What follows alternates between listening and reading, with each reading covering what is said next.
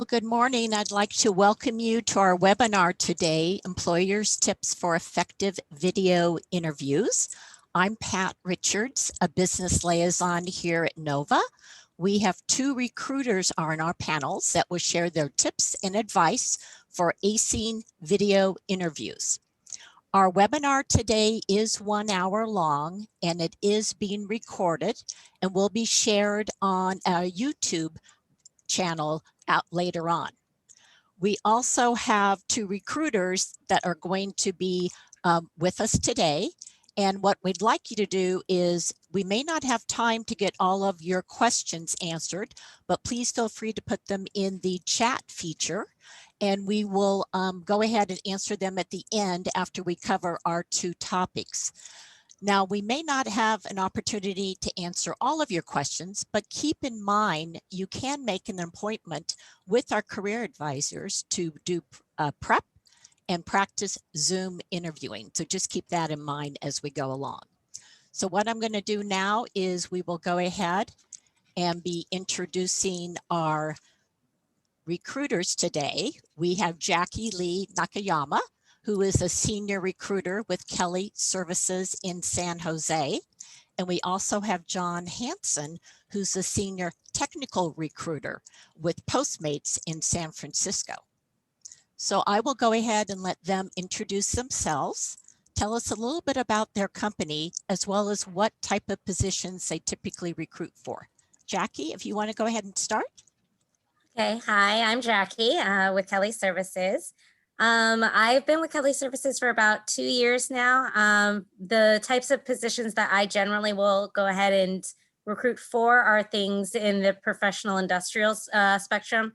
So things like administrative, HR, financial types of positions, as well as the logistics and warehousing. Okay, great. John?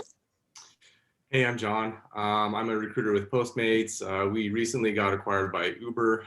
I've also worked for Amazon, Microsoft, some consulting firms. Right now I typically hire robotics engineers, so software, mechanical, electrical engineers, but primarily I've been hiring software engineers throughout my career. I primarily hire in San Francisco, but I can hire, for Postmates pretty much anywhere in the United States because we have a remote first hiring policy for software engineers in particular, and as well as administrative staff like product managers, accounting, things like that. And what does Postmates do, just to make sure everybody's kind of aware? So Postmates is a delivery as a service company. What most people ask for is food delivery from restaurants, but we'll also deliver from pharmacies like Walgreens. We have a partnership with them across the country to deliver directly from there. We'll deliver from grocery stores. We even deliver from consumer to consumer on the Shopify app and things like that. So pretty broad offering, but what most people ask for is food from restaurants. Okay, great. Both of our recruiters today have worked with NovaWorks before with their staffing needs, also with our active recruitments and using posting jobs on our online job board as well. Our format today will be questions and answers with our two recruiters, and those questions were developed with the recruiters as well as input with our career advisors too. So just keep in mind, we'll answer questions at the end, so feel free to use the chat feature, and some of your questions may get answered as we go along too. Since COVID happening in March, more than 86% of the companies are using video interviews to screen candidates. So knowing how to prep for an effective video interview is important. So we'll go ahead and get started on our questions now. How can someone make a really good first impression with a recruiter? Jackie, if you want to go ahead and answer that. Okay. As far as, first impressions, what we really generally like to see is enthusiasm.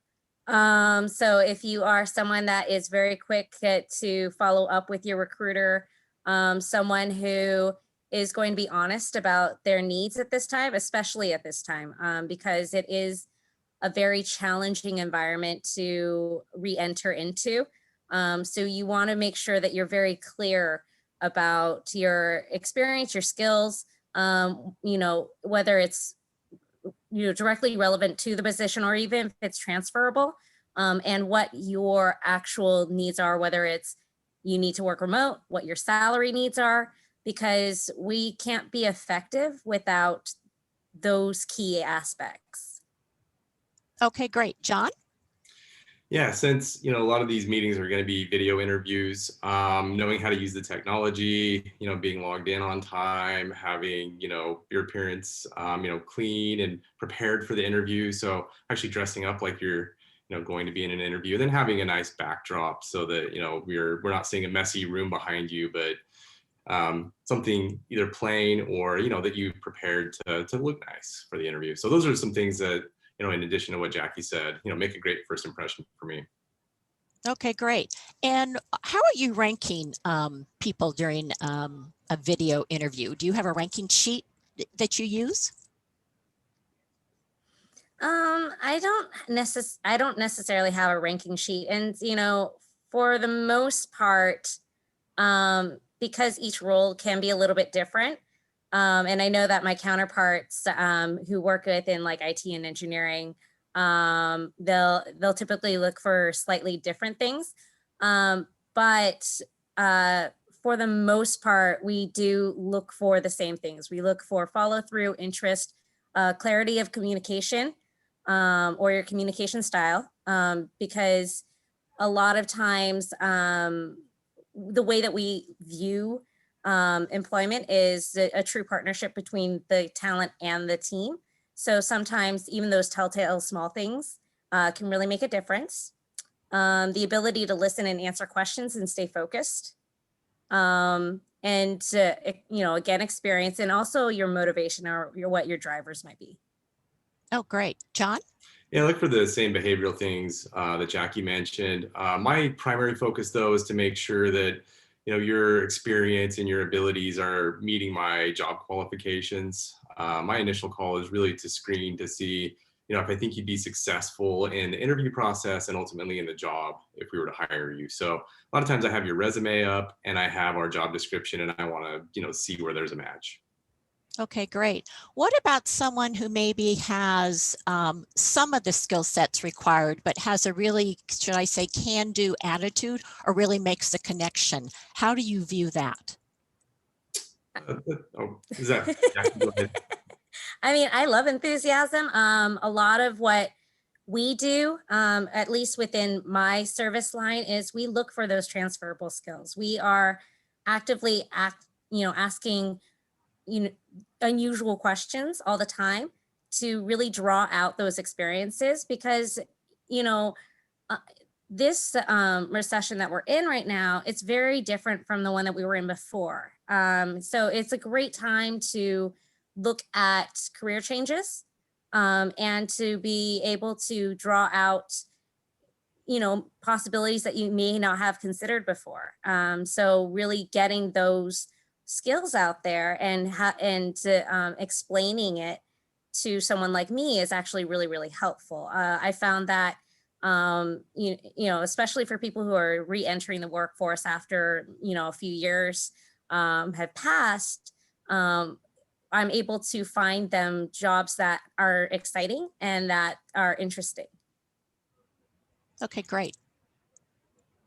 And then on my side, I really need you to have the technical skills that are necessary to perform the job. So a position I just filled was someone to build a battery for us. If you don't know how to build a battery, clearly that's not going to work. But if you're close, and I think you can ramp up and learn what you need to be successful on the job, and you've got great behavioral characteristics, like being enthused, you've done a lot of research on the position, and you can explain to me how you would ramp up, I'm likely to take a chance on you and move you forward in the interview process.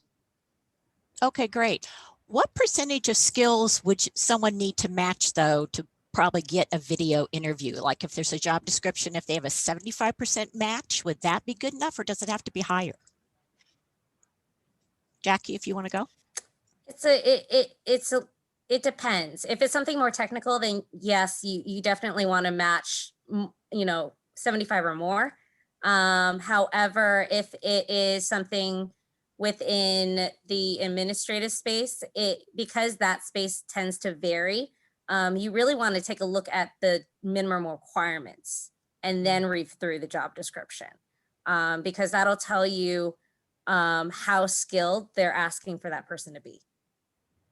Okay, great. John, any comment? Yeah, so when I see someone's resume, I want to see that they're about 80 to 90%, explaining things on, in their experience that are relevant to the position. At that point, I'm willing to have a discussion with them, and then it's a judgment call from there whether or not I think they're going to be successful as they move forward. But I would say if you feel like you're 80%, qualified for a position, go ahead and apply, and have that discussion, because you don't know, what the employer is going to be a little bit more lax on, and what's important to them. Okay, great. So since we're talking video interviews, how important is body language here? I would definitely say that it is important. Now, granted, it's a little bit different from being in person because you only have this much viewing space. Like you can see my face and my shoulders. I would say, showing your enthusiasm, showing interest, making sure that you're making as much sort of eye contact as possible. If you're someone that's fidgety, keep your computer on your desk or on a table, because I know that there are some people who they'll shake their legs or they'll bump their computer, so you don't want really shaky video. And on top of that, if you're someone that talks with their hands, at least in this format, you can't see it so much, but don't be doing this thing. It's really distracting. I don't know what to do with that. Okay. Well, I'm fidgety and I talk with my hands, so this is not my preferred way of doing interviews. But one of the nice things is you can see your own face, so you can see how excited you look, the way you're reacting to things. That can be a little intimidating sometimes, but you can kind of gauge your own excitement and how you're coming across. So I think that's really helpful. And really, you're focusing on the other person's face. So hopefully there's no other distractions in your room. So even if you're not someone who's really good at reading other people's expressions, it should come across a little bit more clearly than it would if you were face to face with somebody and had to read their whole body language. Great. Well, so let's just talk about body language. What about eye contact? What are some good ways to really have a good eye contact without maybe staring? So what I do sometimes is I'll look at the view as the person is talking on the screen, but then I'll also reconnect my eye to where my camera is. So that way I feel I can make that genuine connection as I'm talking to somebody. Yeah, eye contact's hard. I mean, it's like, where is your camera located versus where is the person's picture on your screen? Noticed a lot of times, you're looking at yourself or you're looking down. I really don't think it's that important personally, eye contact on a video call, just because I don't know where you're looking. As long as it looks like you're looking in the general direction of your computer, I trust that that's what you're doing. Yeah. What about smiling though, or really trying to, again, we talked about making that connection. How important is that? I would say, definitely at least have a happy disposition. Again, enthusiasm is going to be a key thing. We can hire people who have years of experience, who are extreme, have a wealth of knowledge in the position or in the type of company that we would like to place them in. However, if you're not excited about the position, or if you're not going to be asking questions, it does put into question whether or not this is the right position for you. Yeah, not everybody is smiley. That's okay. That's okay. So like I said, I deal with a lot of engineers who tend to be very introverted. So being on a video call can be intimidating or uncomfortable. So a few tricks that, I do for myself anytime I'm nervous or, feel like I need to get myself ramped up. It's embarrassing maybe, but I'll just talk to myself about a topic that I really like. So I really like martial arts, and I was just kind of talking through like if I could train with any MMA coach, who would that be? So little things like that, where it's like you just totally take your mind off of it, think about something happy and interesting. And then, when you get into the call, you're already in a good mood. Also, you get to see your face. So if you see you're not smiling, then, you can make a note for yourself, a Post-it note even on your desk and say, smile every 2 minutes or something. And just kind of keep that in front of you so that, you've got some reminders. One of the beautiful things about video interviews is no one knows what's on your desk. So you can prepare a lot of different ways. And if you need to leave some reminders for yourself or put something fun or funny on your desk to keep the mood light, then you can do that. Okay, great. What platforms do you use? Do you use Zoom, GoToMeetings? What do you use? I've used Zoom, I use Skype, we use Teams a lot within my organization. So realistically, if you have at least Zoom, because that seems to be the most popular right now with my clients, then you should be okay. Yeah, and at Postmates, we use Google Meet. It's tied into our email system, our calendars, our applicant tracking system. So most of the video calls are going to be Google Meet. And then for coding interviews, we use a platform called CodeSignal that allows us to do some video calls. So we could do video calls through CodeSignal if we wanted, but then we can also capture code. We can share things back and forth, do whiteboarding, all of those different things. So those are the main things that you're going to see. Okay. How often do you maybe do group interviews that you might have several people interviewing one candidate? In my line of work, Kelly Services doesn't. However, the clients might, and we do make a notation as to what kind of an interview and how many people are going to be interviewing the candidate. Sometimes it's one-on-one and sometimes it is a group panel. So, I mean, we would make you aware when that is going to be the situation. Yeah, we don't do a lot of group interviews either. A lot of times if you see multiple people on an interview, it's because somebody's being trained to be an interviewer. It's not a reflection on the candidate so much as it's us, just building out our interviewer pool. If we are going to do a panel interview, it could be for something like a product manager who, maybe making a presentation to 3 or 4 people, and rather than having them make the same presentation 3 or 4 times, we'll have them do that, to a group of 3 or 4 people. And that would typically be at like a final round stage. And I would get someone ready for that. I wouldn't want you to log in and have like a huge group of people that you weren't expecting. So how would you prep them when you say you'd get them ready? What would you do? Yeah, so before someone does a final round of interviews for us, and this was true, pre-COVID, I typically have a call with them to let them know what the flow is going to look like throughout the day, who they're going to meet with, what they're going to talk about. If there is something that's out of the ordinary, like, a panel interview, what they're going to see, how to prepare for that, answer questions they may have.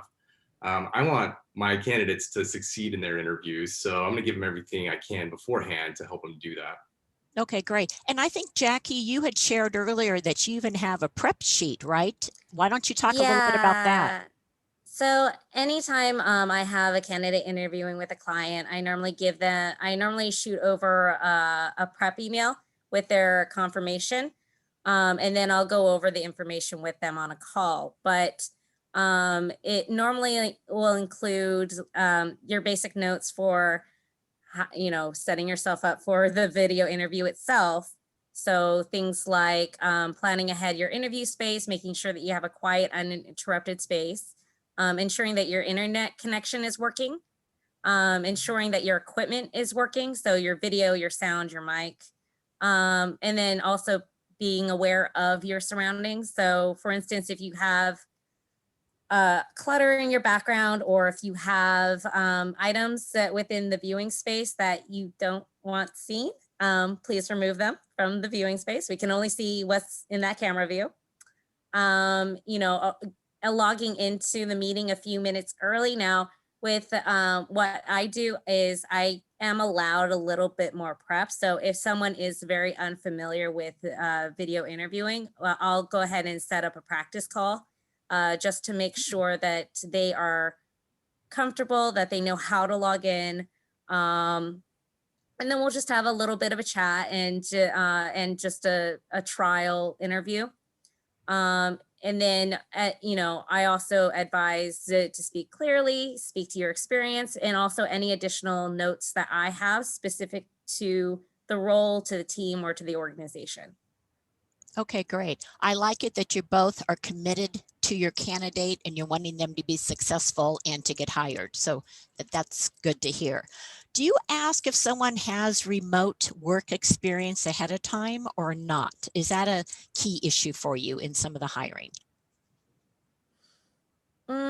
If the position is going to be remote, I mean, in this day and age, there are so many positions that are remote.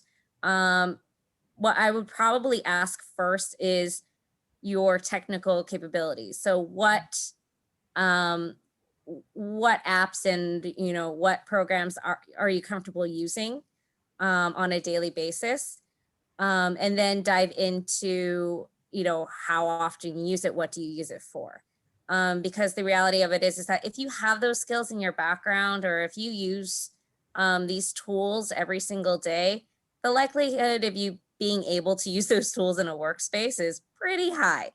However, if they are not necessarily comfortable with that, or they have, then it can be a little bit challenging. However, there are work opportunities that aren't remote, especially because a lot of positions or a lot of companies that are hiring right now are going to be essential businesses who need essential workers. So I mean, it depends upon the space, and we can accommodate to both.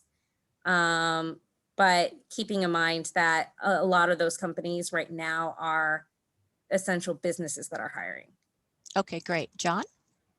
That's never really been a concern for Postmates. We've always been a company that's been open to, remote workers, especially software engineers, people who don't need to sit next to their coworkers. So I don't typically ask that, but I do ask location.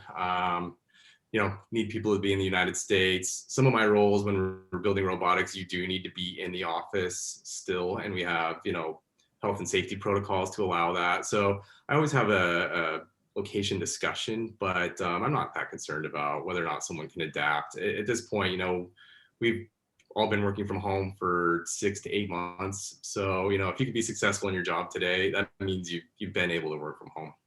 And what we don't know moving forward, it might be more of a hybrid approach. We just don't know with work, meaning some remote and maybe some in office, or it may not. So, okay, that's good. John, I want to ask you, since you're a technical recruiter, how are remote coding interviews handled? So let's just stay maybe technical for the next couple of questions. Yeah, so that hasn't really changed for us. We used to use CoderPad to have software engineers, write code that they could share with the interviewer. We switched to a platform called CodeSignal, where we can actually administer a coding test to have you do on your own, or we can do a one-on-one coding interview with one of our engineers.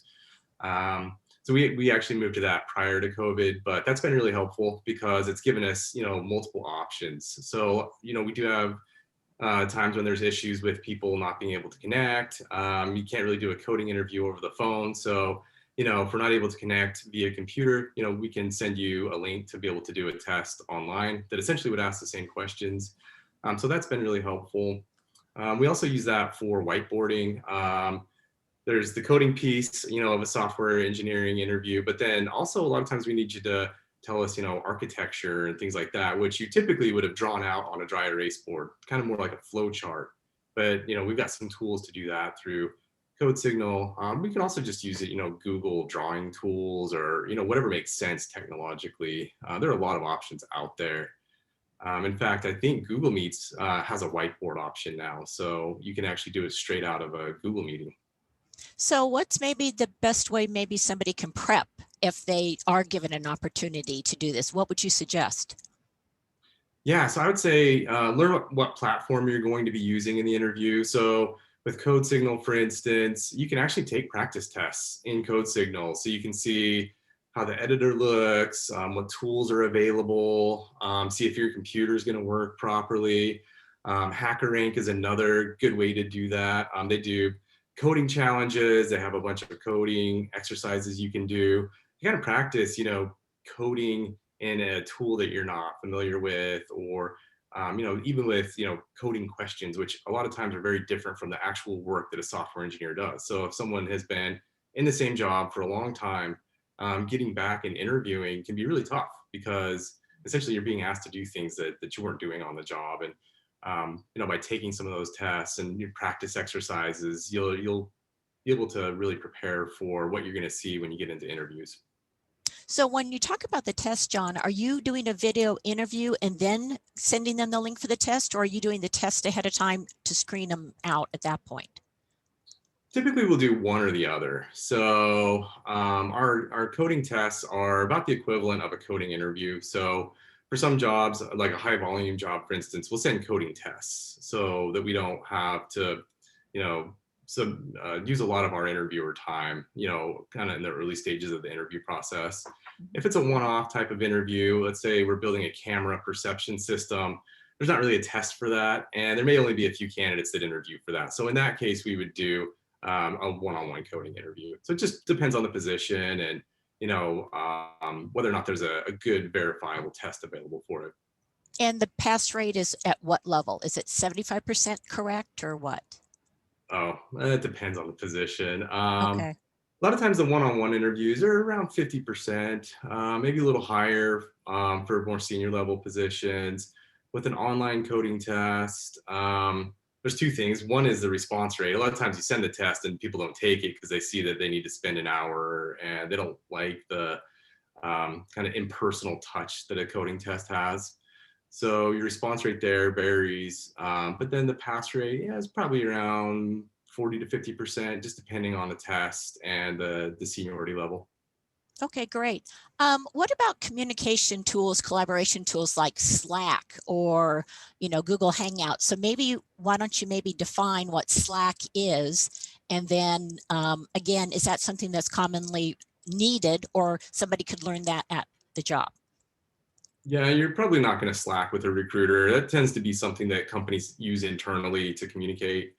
So that actually integrates in with a lot of other tools, but it's essentially just a messaging system. You can create, message boards, or you can, instant message or direct message someone. So it's kind of like Skype Communicator or, other common tools. It's just the most popular right now with tech companies. That's why it's probably coming up. But I wouldn't expect that a Slack message would come from a recruiter to someone Okay. that's in the organization. And then again, how could someone learn that tool? They could learn that on their own? Oh yeah, there's tutorials. I'm sure if you went to YouTube and looked up Slack tutorial, you'd find a lot of different things that you could learn. It's pretty user friendly. So just playing around with it for a few minutes, you probably get pretty good functionality. If you're someone who needs to maybe build groups or administer different things, there's a lot of tutorials through Slack. And then, just individuals have made some nice materials for that as well. Okay, great. How do you like candidates to follow up after they've done a video interview with you to have them stand out, so to speak? Just send an email saying, hey, I interviewed, I really liked it. Here's some questions that I had. Let me know what the next step is. A lot of times I'm just waiting to hear back from the interviewer, what the result is. So I'm not dragging my feet or anything like that, but sometimes it takes a day or two. They may want to review it with another engineer. One of the cool things about video interviews that you don't get through coding tests is you may come up with a really interesting way to solve a problem that we hadn't even thought of.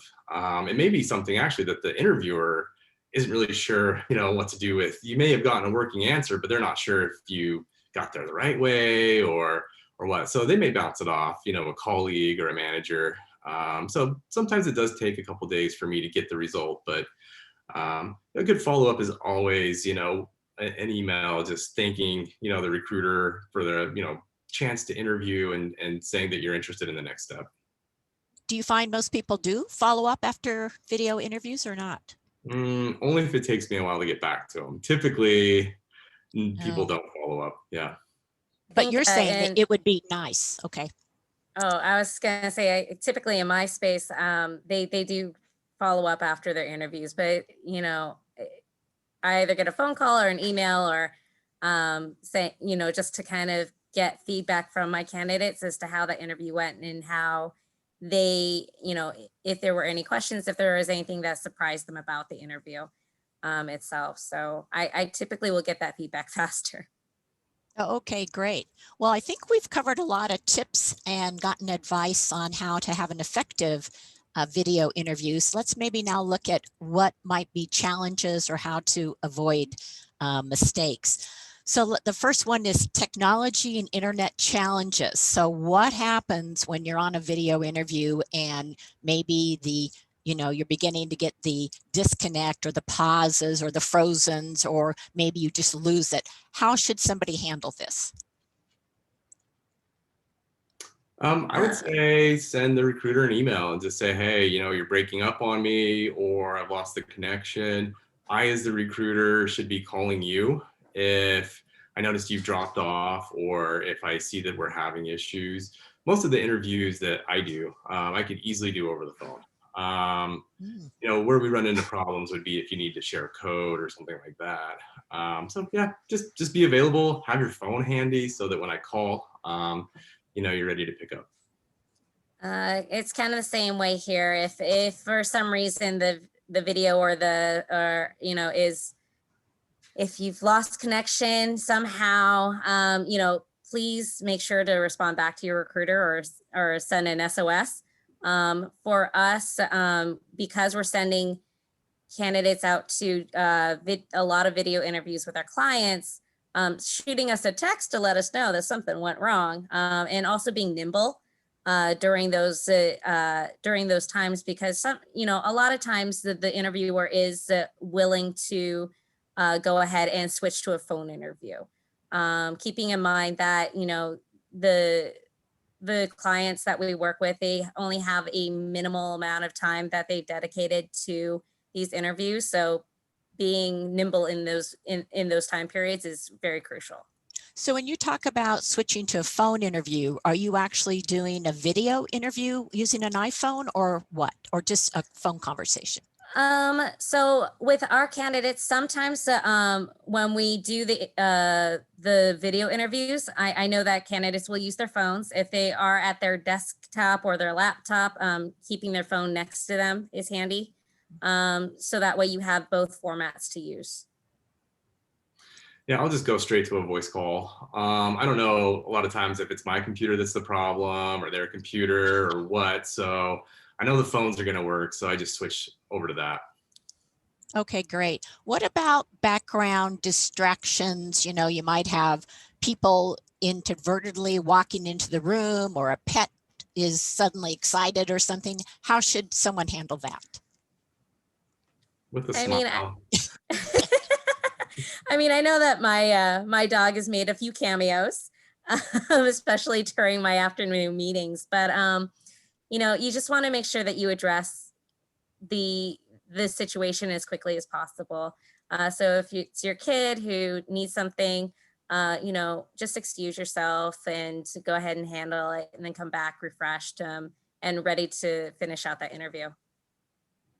Yeah, there's a lot of things you don't control. If someone walks into the room or your dog jumps up on your lap, that's fine. Or a car's honking outside, that's not your fault.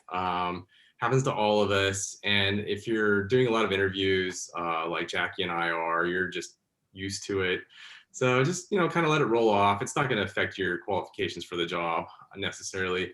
I would say there are situations where it does negatively impact it though. So if you have a lot of people walking around behind you, or you're taking a call in a busy coffee shop, or things like that, I have to wonder, is that how you're going to be taking calls when we move you forward in the interviews? Is this how you're going to be handling calls when you're actually working for us? And how distracting is that going to be? So a lot of times I'll just ask, where do you plan to take calls if we were to hire you? a good thing to do too is if you think you're going to be in a situation where you've got a lot of distractions, maybe you can take the call in your car and just say, hey, house is really busy today, so taking the call in the car, hope that, hope that's okay. That's fine, as long as I can see that you've handled it somehow, it's not really an issue.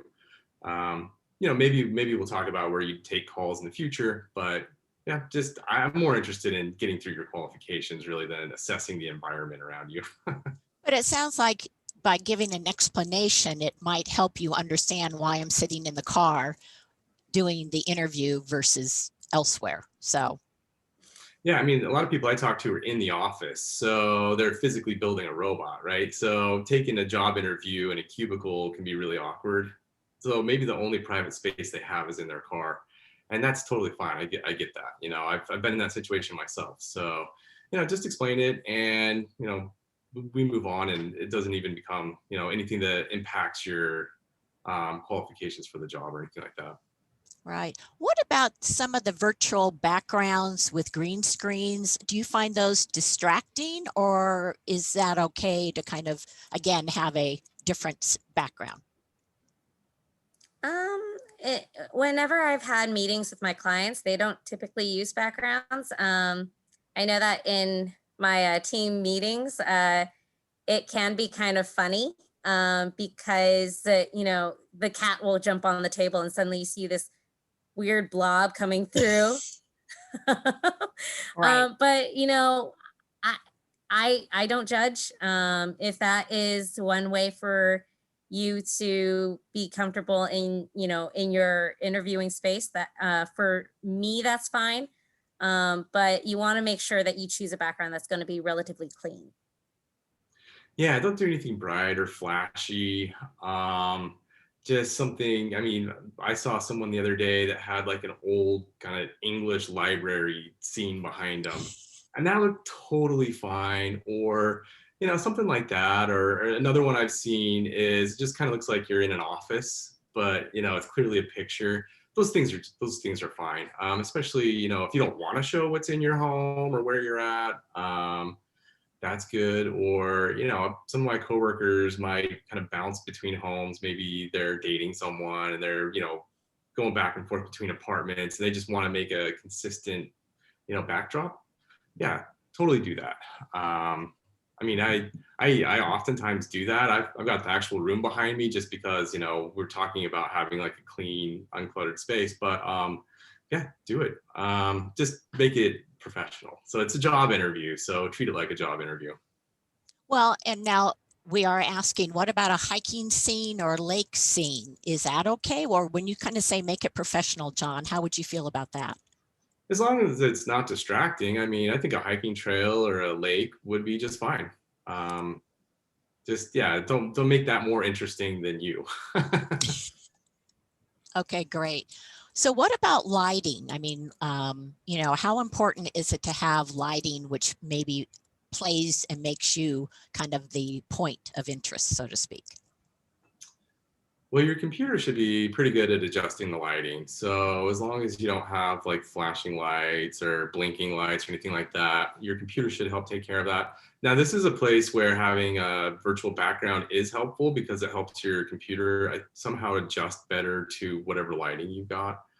But yeah, I mean, you can see what you look like on your computer. You can just pull up your computer's camera and see, how your computer is perceiving you light wise, and move some lamps around or open and close windows. This is something you control. So you get to play around with that before the call. So it shouldn't be an Yeah.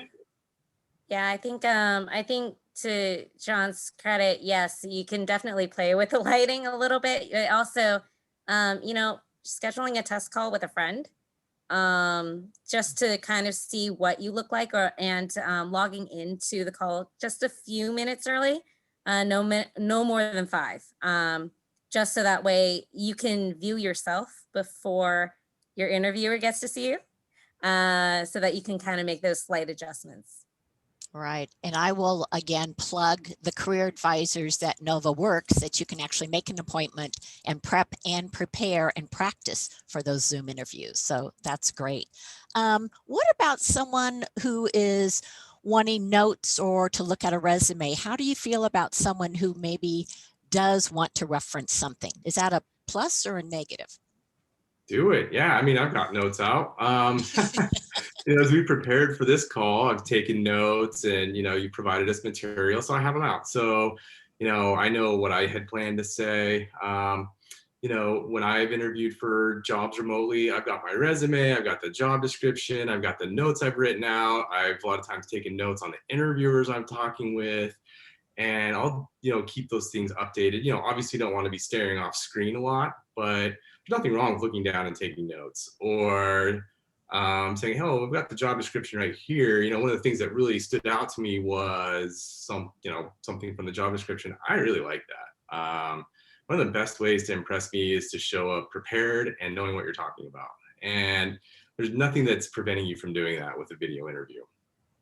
Yeah, I would say definitely have your notes out. If you're someone that is worried about, being seen as looking off screen a lot, I would recommend putting all your materials onto a calendar invite for yourself or as an appointment for yourself. So that way you can actually split screen all your materials so that you're not having to look back and forth and look like kind of distracted while you're doing that interview. And, like John said, we got our notes on you while we're talking to you. So may as well make it even. Great. Someone asked in the comments, if it's okay to type on their keyboard during an interview. I would not do that unless you really need to do that.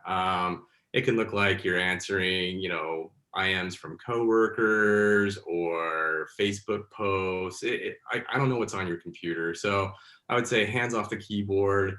If you're going to be taking notes, I'd prefer to see you doing it, with pen and paper. Everybody's different, and you could probably, look professional while you're doing that, but I think it definitely detracts from the conversation if you're typing. Okay, great. What about in a situation you're in a video interview and you just need to pause a little bit to kind of maybe frame the answer to your question? What are some techniques like repeating the question again? How can you kind of pause but still look good, so to speak? You can definitely ask to repeat the question. You can definitely ask for context, because sometimes that can be a little bit more helpful.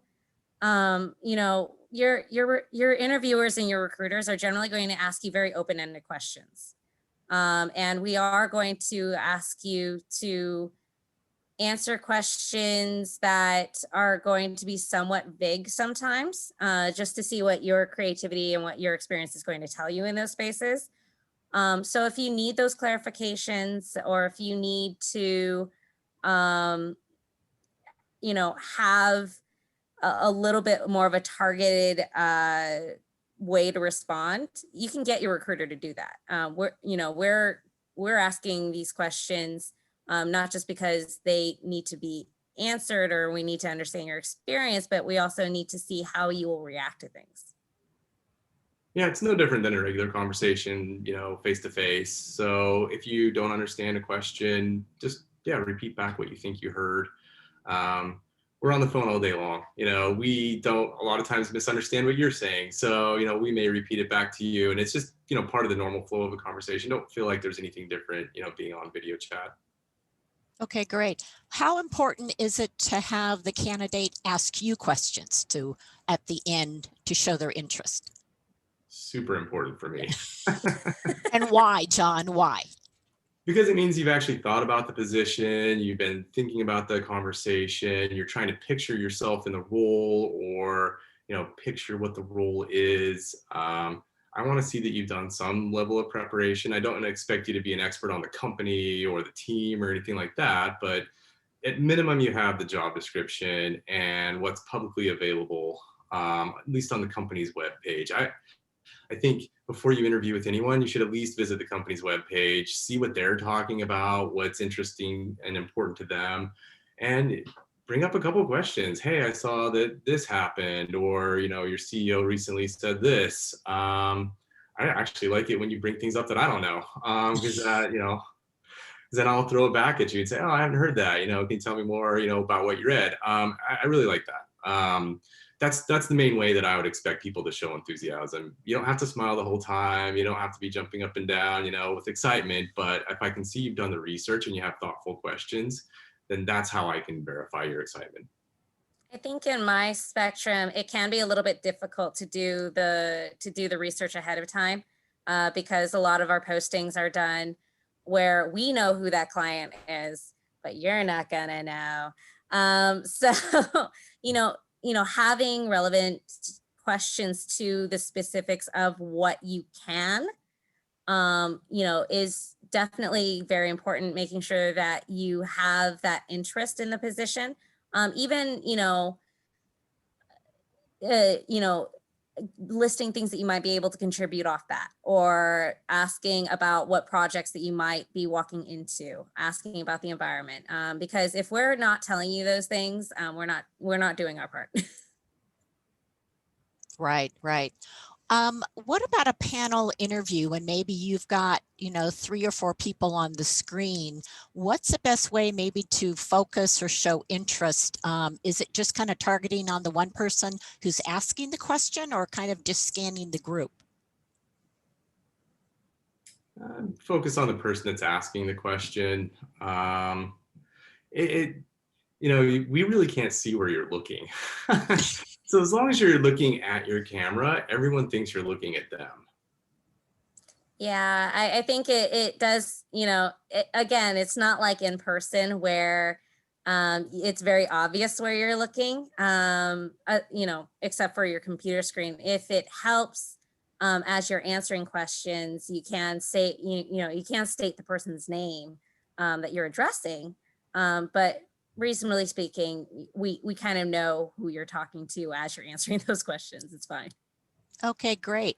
Well, at this point, I think we're going to go look at the chat feature and see what questions are there. We've answered a couple along the way, but we do have a resume question that someone has. Do we need to have an objective on the resume? And what is the best way to show a functional rather than a chronological resume for more experience?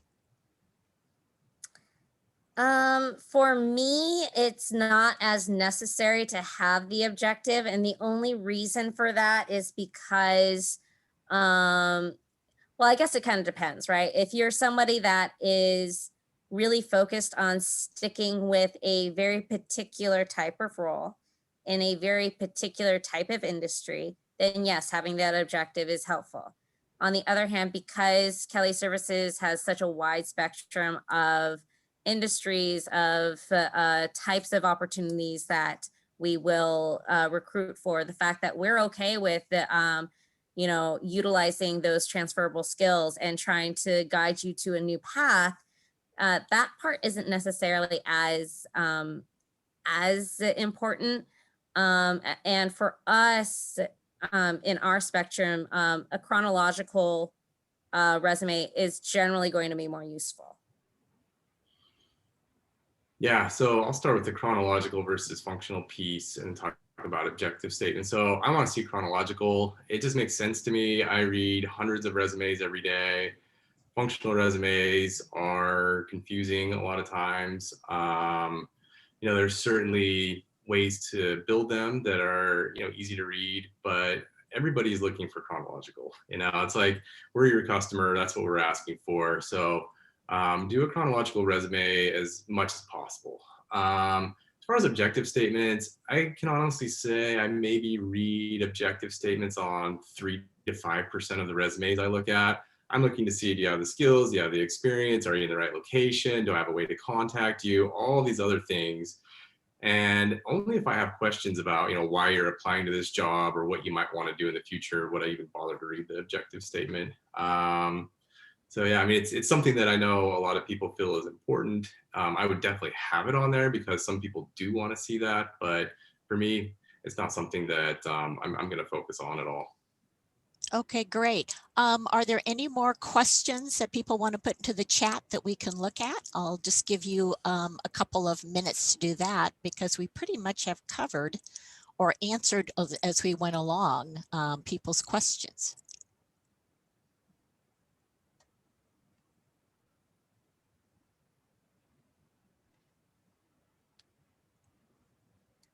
I see a few in the chat. I can pick up this one from Okay. Tina.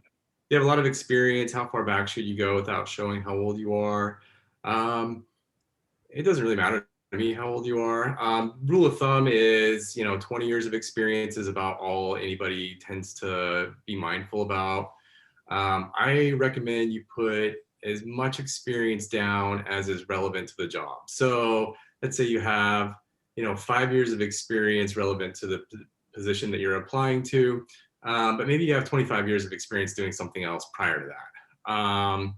So I put down the 5 years in great detail. And then, prior to that, you can put down maybe companies you've worked for, or things like that. Frankly, if it doesn't matter to me, I don't want to read it anyway. So yeah, just show me what's relevant and, we'll focus on that. For me, it kind of depends. If you're someone that is trying to change careers, I'm going to want to see as much as possible. Now, if it's 5 pages, it's 5 pages. Well, we'll work with you to narrow it down to the 2 that we need. But realistically speaking, you really only need to list the last 10 years. And then, add an additional summary at the bottom of your resume with additional work experiences. Great. We do have another question about gaps. How do you handle gaps with your resume? Explain the gap. Let's say you took a couple of years off to raise kids. That happens all the time. So what I would recommend is putting that down. Took 2 years off to care for family members. But I think it's also helpful to show, how you've kept fresh and, current in your field. So where I'm hiring software engineers, people can take free courses online. So, they might explain that during this time I learned, how to work with NoSQL databases, and I learned this new programming language. That gives me a nice narrative so that when I go explain, your qualifications to the hiring team, that I can fill that gap in. I don't think that's going to prevent you from getting a job or even changing career fields. But, if you just leave a gap and don't explain it, I don't know. If I've got, let's say 300 applicants and your resume looks fishy, I may just pass by you and go to someone else. So yeah, just fill it in. Yeah, I would have to agree. You need to explain what that gap is. And if you have, especially now when there are so many people who are out of work, if you actually spent the time to hone your skills and to educate yourself, that is generally time well spent. Okay, great. We have another question is, how do you answer if an interviewer tells you you're overqualified for a particular position? Do you really want to work for them? I know. It's tough, right? I mean, overqualified. I think a lot of times what they mean is you're going to be bored or unchallenged in the position. I don't know you're going to change their mindset, to be honest. I've come across managers that strongly feel that way. I have to wonder, why wouldn't you hire the best possible person? And why wouldn't you hire someone who's far more talented than, you expected to be able to hire? Personally, when, I make hiring decisions for, other recruiters, to join my team, I'd love to have someone who is quote unquote, overqualified. It's hard to find enough qualified people. So I don't know. I would just say, you're probably not going to succeed anyway. Whoever that manager is, just find someone who appreciates what you bring to the table. Yeah, I have to agree. Whenever I get feedback from a hiring manager that says, I feel they're overqualified, I actually turn around and say, explain what that means. I'm not a nice person. I actually want that explanation. Because the truth is that it is hard to find really qualified talent. It's really hard to find talent that has some of the skill sets that, the clients are looking for. And then when they turn around and tell me that, I'm like, I want to slap your hand. Let's have a discussion. Because, I love the talent that I'm able to bring in. And I think that if they, have the ability to succeed in that environment, I will fight to see if we can get them there. If not, do you really want to work with that guy?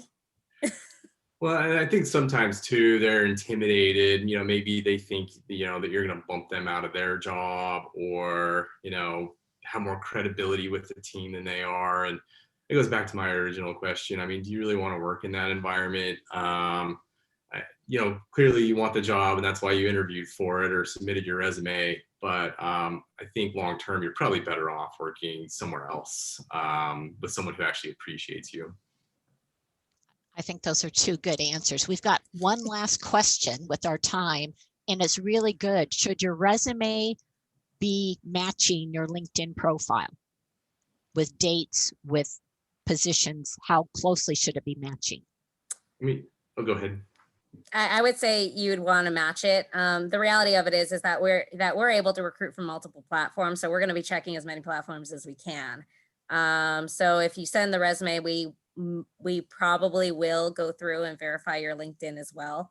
So if you can, update your social media spaces, at least the professional ones, then you should be okay. As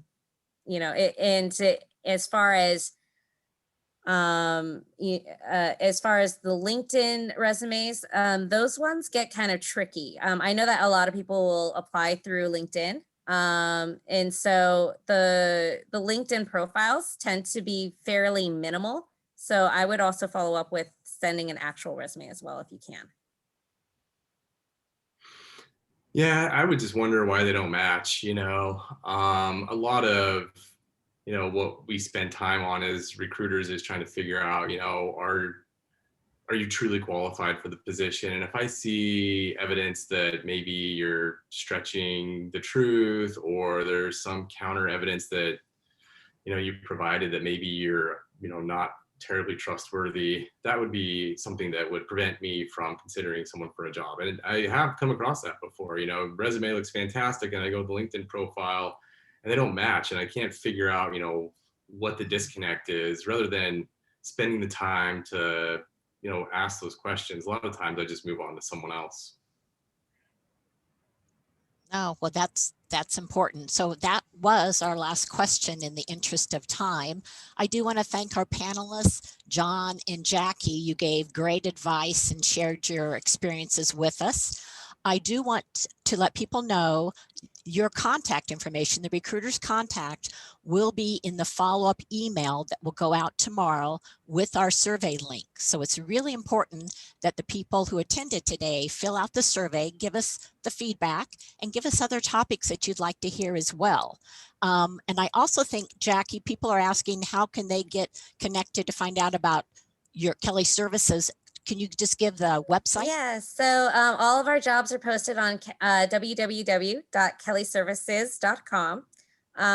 You can also, send me your resume and I can go ahead and take a look at those as well. I know that we're offering my email and then I think John's LinkedIn. So any last words for our attendees? One last motivational tip, what would you say, John? There are a lot of jobs out there, so don't feel discouraged if you're not finding exactly what you're looking for. The technology industry has really not tapered off that much. So, keep looking, keep applying. There are a lot of other job seekers, but we're hiring people every day. So, don't feel like you're running into, a dead end, because there's definitely opportunities out there. Yeah, I would say definitely breathe. It's going to be okay. And, I feel like 2021 is going to be a little bit of a better year for us. I know that this year has been challenging for everyone. I remember getting all the calls as shelter in place was happening, with people who were panicked, lost their jobs, and were so worried about how this is going to be moving forward. But I have to say that this end of the year has actually been really busy for us. And we feel that momentum is going to continue into 2021. Okay, great. And I also want to put in a plug for the Nova Works, that if any of the attendees are wanting to prep To practice for video interviews, you can make one-on-one career counseling appointments. We also have workshops, as well as Working in a Virtual World workshop, which is really good. I just took that a couple of weeks ago. So again, NovaWorks is here to support you as well. I want to thank John and Jackie one more time, and their contact information will be in the follow-up email, which you'll get tomorrow with the survey. So thank you all and have a good day. Thanks.